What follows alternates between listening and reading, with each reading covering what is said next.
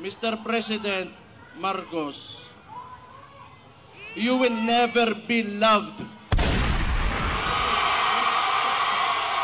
All you have is the government's resources and your term. Beyond that, you are nothing.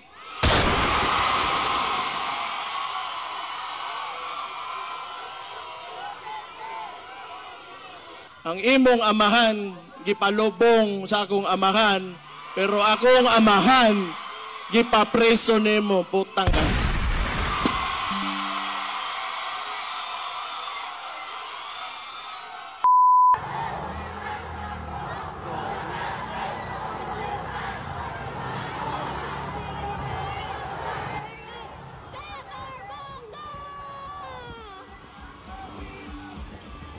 Ito sa inyong tanan. Mga magandang araw din sa mga naka-live, mga taga-Sub-Saharan Mindanao.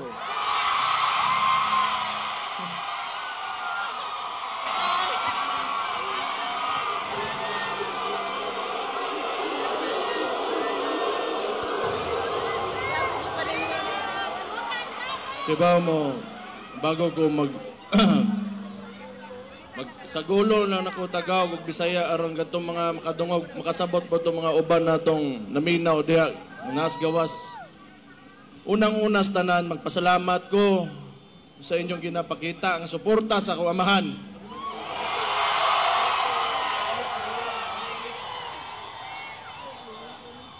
Naglagot lang ko sa inyo ha kay kada makita nako ang naong sa akong amahan bit-bit ninyo kahilakon ko.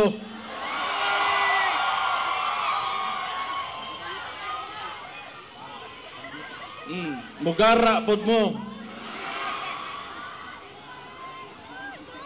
Usab ko magpasalamat sa tanang Pilipino sa tibuok kalibutan na nagapakita og suporta kay PRRD.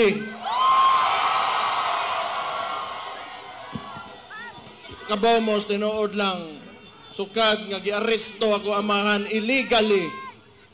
Wag gyud ko kasabot sa akong gibati. It has been a roller coaster of emotions for me tinuod lang.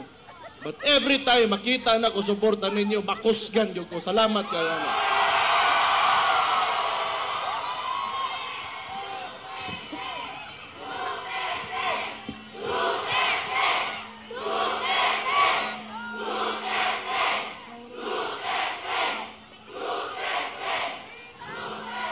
Siguro, gamiton ko ni nga nahimo kong Vice Mayor morning sa termino nako karon morning last na nako nga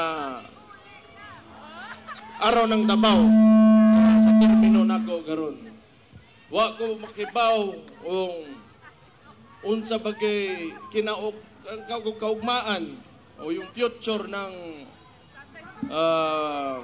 sistema ng politika dito sa Pilipinas. Kaya it seems to me the stories that I've heard about martial law and oppression is synonymous with the Marcos family name.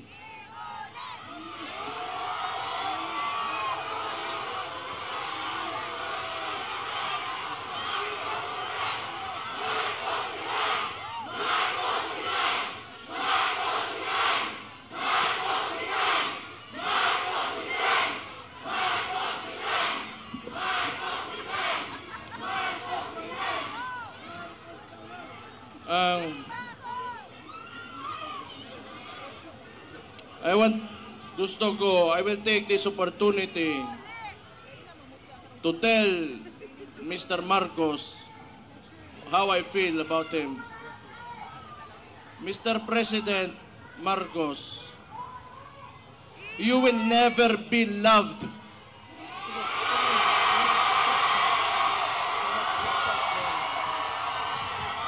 Especially to us who are calling out Rudy Duterte's name, you will never be loved, Mr. Marcos.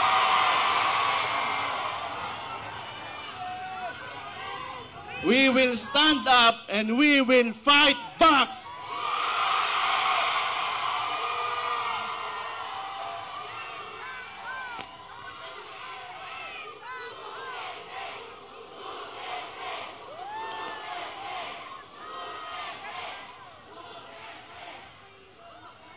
kita mga taga Davao, ingon ani na siya. Labi nanto mga dugdugay dire, unya kanang nituo sa plataporma o politika sa kuamahan.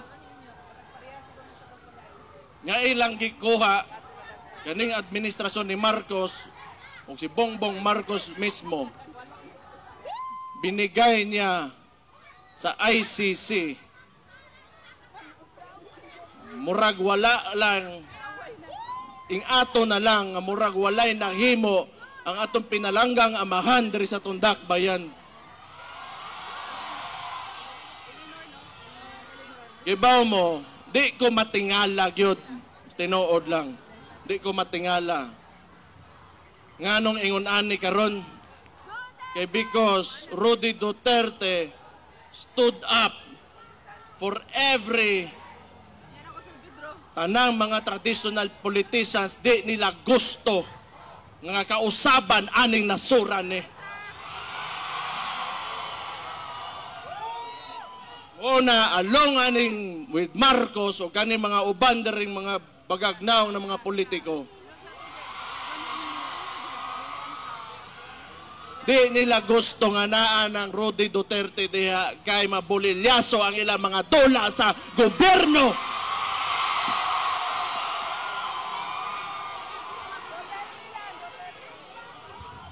Gusto ko lang niingnon kay Bongbong Marcos.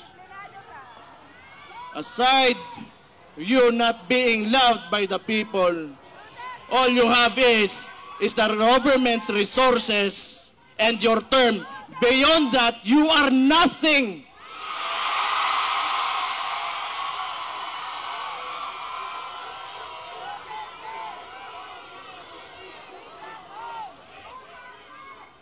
Kalimot oroy ang putang ina. Kita'y nagtabang sa iya makalingkod sa diha karon siyang ginalingkuran.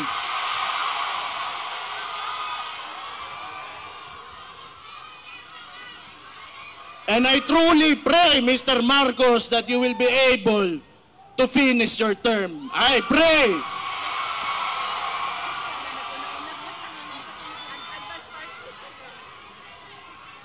Di ko ta matingala.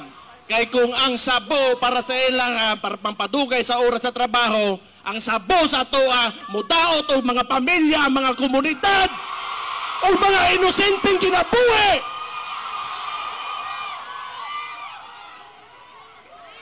Di ko matingala nga nung ingana na sila. Sige lang.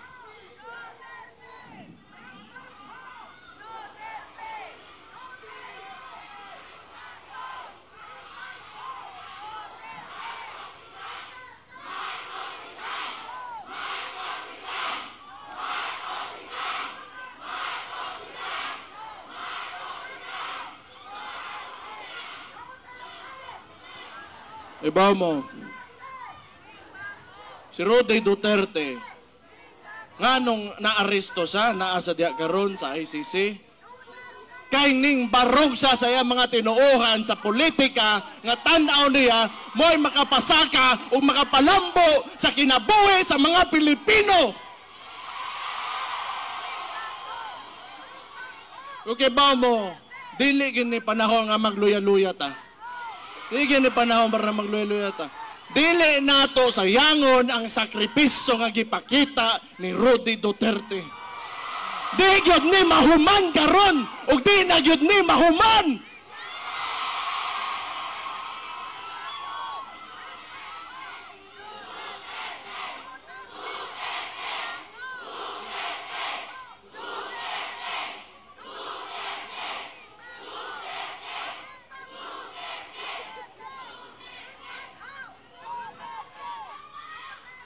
Sige lang.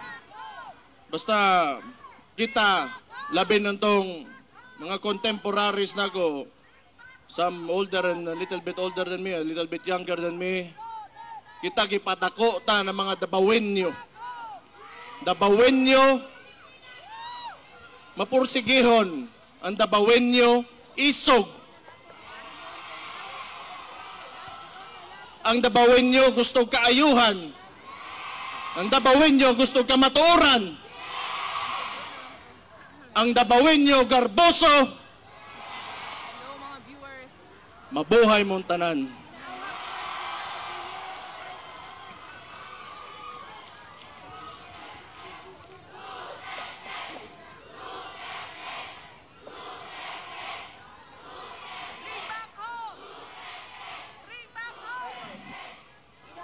Basta ako, sige lang, paminaw na ako, gidaog-daog yung tagtaman yun karon, gitamak-tamakan yun ta.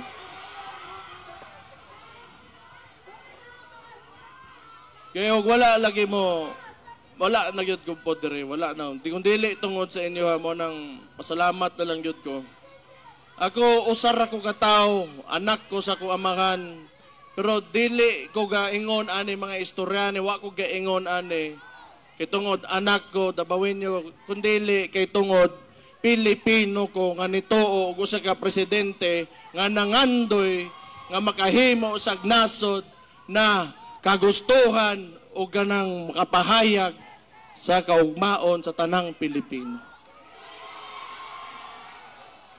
Dili ni tungod kay atuwa, dili ni. It's about us, the Filipino people.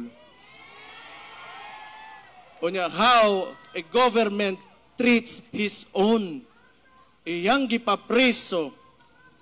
Dili na lang ko mo mention kay personal, pero ingno na lang po nako, dari usbo nako. Last year, January, giingnan taga Marcos, wag yung kay utang kabubuton.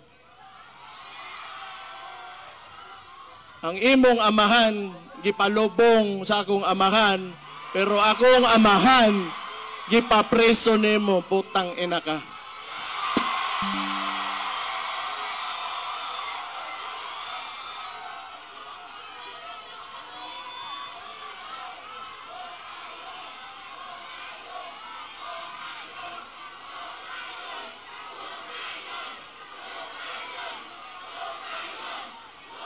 Ayaw, paginguna na. Ayaw hukayon. Dili taana. Way labot ang patay ang istoryaan eh. Way labot ang patay. Naana na diha. Pasagdi na ninyo. Noon, wala man si akong amahan dire, inyong tatay Digong, wala man dire sa Pilipinas. Pero kay baw ko, nagpabilin iyahang inspirasyon o ang iyahang spirit within every Filipino nga na-touch niya sa iyahang termino. Basta ako, ang tambag lang ako ninyo, mga dabawin nyo, kamo mga ubang Pilipino na nakikinig ngayon, do not ever allow your government to treat you how they treated my father.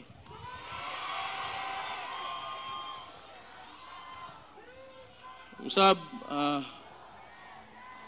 kabalo ko, busy mo ng mga tao, dagan mo laing buhaton, pero makita na ako, in behalf of our family, akong igsoon, ako mga igsoon, tulo na ako ka igsoon, umama, tanan may mga Duterte, na nagsakit karon tungod sa naitabo sa among amahan. Salamat kaayo, gyud sa inyo suporta. Salamat kayo sa inyo ginapakita. Wala na ko'y maingon sa inyo kung hantod diri na lang gyud men, to diri na lang men, pero sobra-sobra na kayo gipangita. Yung gipakita sa mua. Salamat kayo. Pero samtang niya pata diri, di gyud ta maundang o di gyud ta mapili, basta nagkahiusa lang ta mga Dabawenyo. Mabuhay ang Davao City!